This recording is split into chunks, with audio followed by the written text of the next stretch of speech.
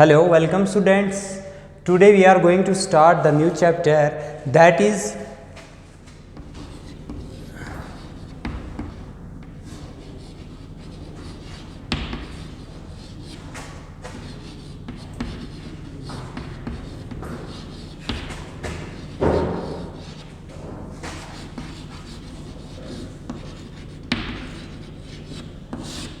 आज जो हम नया चैप्टर पढ़ने जा रहे हैं बच्चों, वो है chapter number 3, that is sociological aspects of physical education.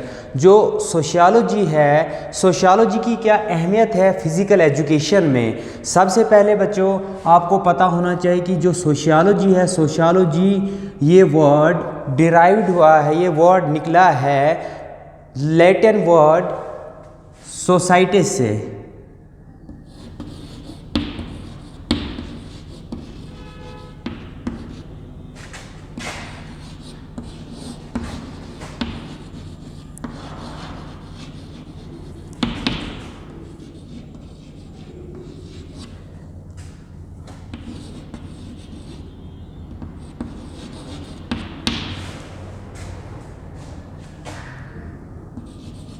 Societies and लॉगी।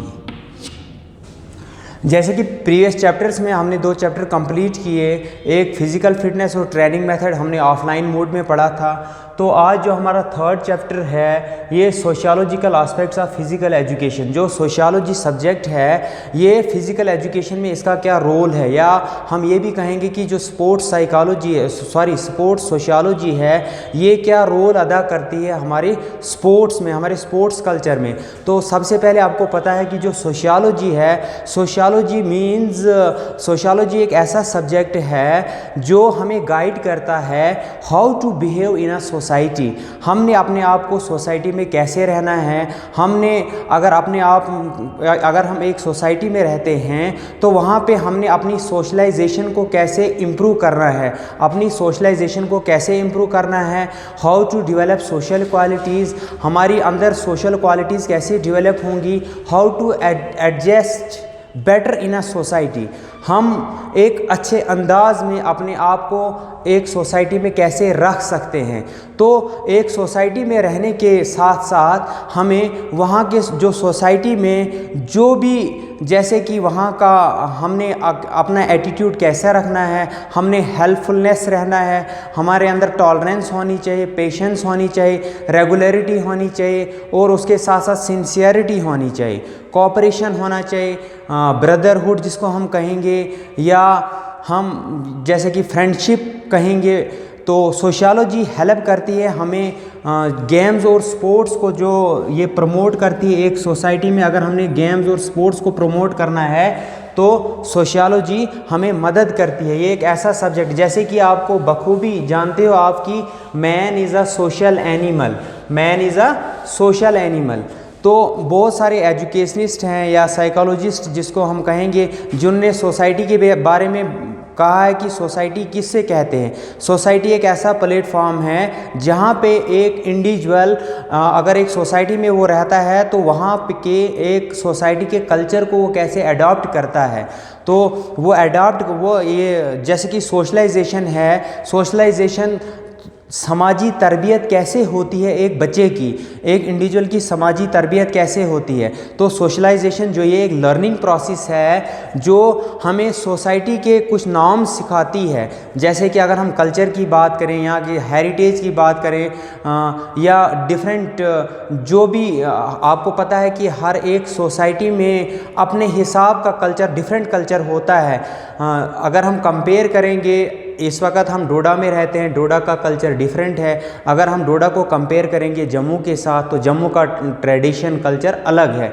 यहाँ पे जैसे कि अगर कोई भी पार्टी होती है, marriage party, for example marriage किसी की होती है, तो यहाँ पे अलग अंदाज से शादियाँ कराई जाती है। तो अगर हम यहाँ से आगे थोड़ा जाएंगे, अगर हम जम्मू की बात करेंगे, वहाँ का कल्चर थोड़ा डिफरेंट है। तो सोशियोलॉजी ये एक ऐसा प्लेटफॉर्म है, ऐसा सब्जेक्ट है जिससे हमें सोशल वैल्यूज़ का पता चलता है कि एक समाज में एक इंडिविजुअल जब रहता है तो वो अपने अंदर जो सोशल क्वालिटीज़, अपने आप को एक बेटर सोसाइटी का मेंबर कैसे वो अपने आप को रिप्रेजेंट कर सकता है। तो जैसे कि अकॉर्डिंग टू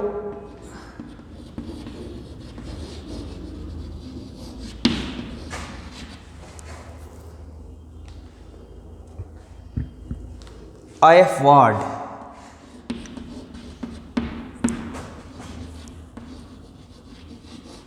I.F. वार्ड एक प्रोमिनेंट एजुकेशनिस्ट हैं। इसने सोशियोलॉजी के बारे में कहा है कि sociology is the science of society and its social phenomena.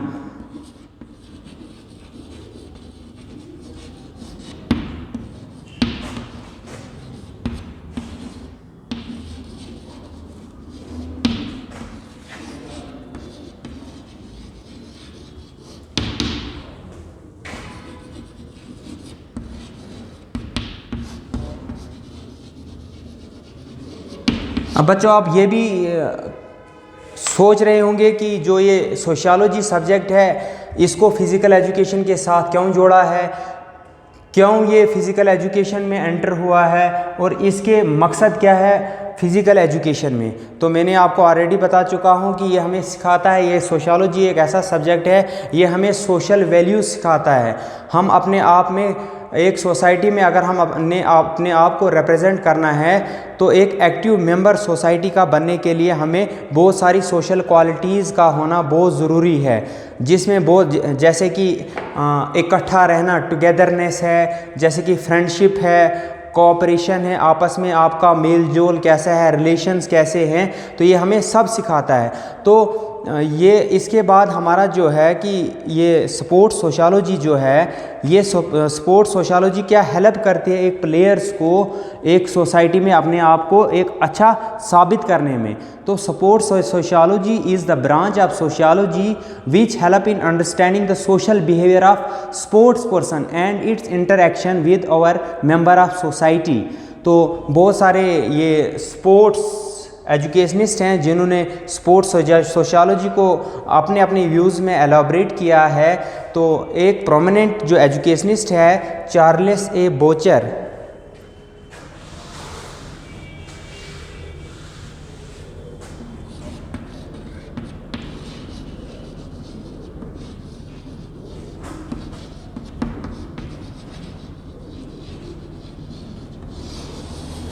Charles ए बोचर, इसने क्या कहा है कि it is the science which deal with the social relationship.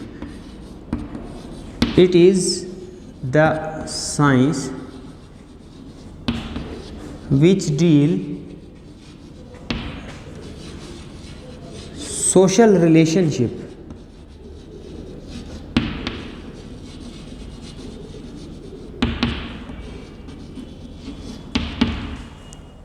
Social relationship of the sports person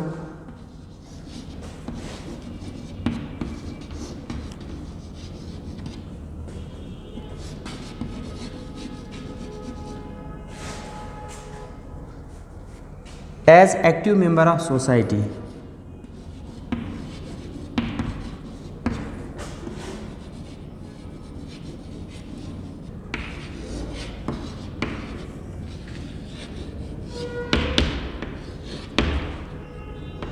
ये सोशियोलॉजी हेल्प करती है एक इंडिविजुअल को, अगर वो गेम्स या स्पोर्ट्स में पार्टिसिपेट करता है तो वो एक स्पोर्ट्स पर्सन, एक स्पोर्ट्स मेंबर कैसे एक्टिव मेंबर ऑफ सोसाइटी का बनता है। तो आपको पता है एक सोसाइटी का, एक समाज में अगर अपने आप को रिप्रेजेंट करना है तो बहुत सारी क्वालिटीज़ होनी चाहिए एक स्पोर्ट्स प्लेयर में, जैसे कि उसमें टॉलरेंस होने चाहिए, उसमें पेशेंस होने चाहिए, उसमें अपने आप को वो कैसे एडजस्ट करता है एक सोसाइटी में, वो उसमें सारे क्वालिटीज़ होने चाहिए, तभी जाके एक वो एक्टिव मेंबर बन सकता है एक सोसाइटी का।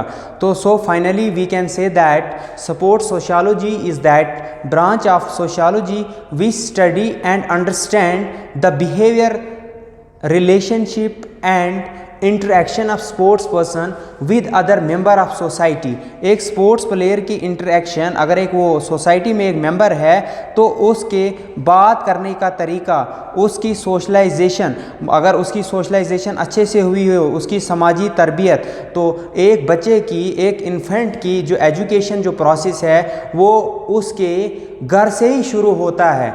अगर वो घर से एक अच्छे ख़ानदान से वो बिलोंग करता है तो ऑब्वियसली उसमें वो हुनर पाए जाते हैं, उसमें वो प्रॉपर तरीके से समाजी तरबियत होती है तो उसमें वो हर एक क्वालिटीज़ प्रेजेंट होती है एक इंडिविजुअल में। तो इसमें जो स्पोर्ट्स पर्सन होता है वो फिर अपने आप को एक एक्टिव मेंबर सोसाइटी का बन सकता है। तो इसके बाद हमारे इसके इम्पोर्टेंस भी है, तो इम्पोर्टेंस हम इंशाल्लाह कल डिस्कस करेंगे इसके इम्पोर्टेंस। तो थैंक यू।